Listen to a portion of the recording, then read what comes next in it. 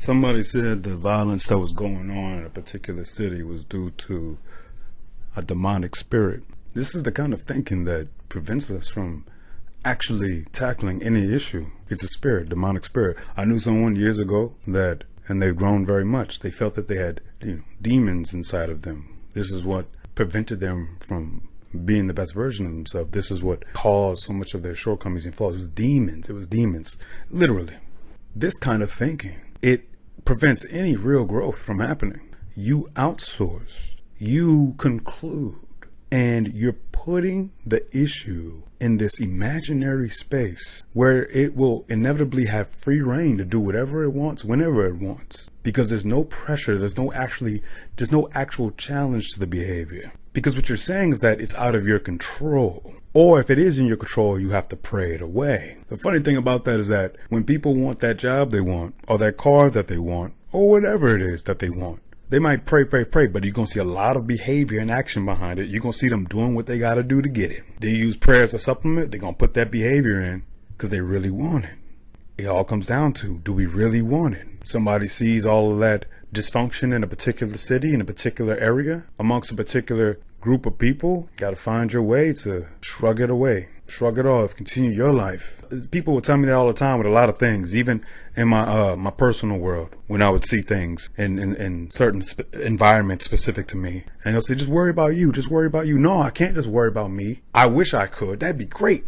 But I can't just worry about me because all of these external things affect me, or are likely to affect me, or are likely to affect others, and then they therefore will affect me. It is all connected. I wish it wasn't. I prefer it wasn't. I wish I could be in the clouds and not give a fuck. But we are all connected, whether we like it or not. We are all shoulder to shoulder, whether we like it or not. We can't avoid each other. We are here for better or for worse. And the circumstances are what they are. The history has been what it's been. What do we do? How do we become better? What should we criticize? What should we talk about? I see a lot of people getting angry about the current violence. Good. Anger is good. I am pro anger when it comes to the bullshit. Don't take it personally. Take it seriously. Take it seriously. That's what it's about. It's about taking it seriously. And it is about each of us doing our part in our individual lives. I see people post about how angry they are about certain events that occurred in New Orleans recently. Great. I feel like that's doing your part. Good. I think even something that quote unquote small has a butterfly effect. It has a chain reaction. There should be a subconscious, profound disapproval, because that subconscious disapproval will inform your behavior, whether you realize it consciously or not. It's good to profess and communicate that this is unacceptable.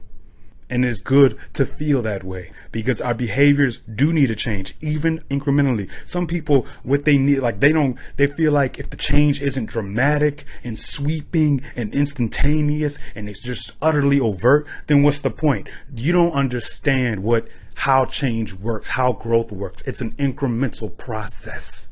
It's an incremental process, especially for dramatic change. Going back to that gentleman that said there's a demonic spirit in this city where there's a lot of violence, might it have anything to do with the extent to the glorification of violence and gangsterism and objectification and just overall empty shallowness in the music that's going on? I'll speak for, I was so perplexed when I lived in this particular area I live in Houston. It blew my mind that where I never heard adults listening to the bullshit.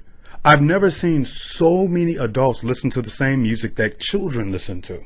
Let's get that straight. Let's just acknowledge something there. I am sorry, this is not generational bias. You can't tell me that underlay mama E-I-E-I-O is the equivalent of the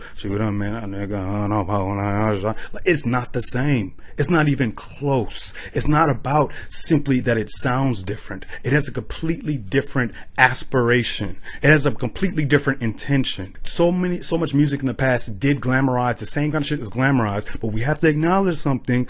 Poison tends to be poison. Toxicity tends to be toxicity upon the dosage, upon the concentration, upon the intensity. The dosage now is at toxic levels, and it's not balanced out with any beauty. Just saying it. Why do I see grown ass men and women blaring the nonsense that kids listen to?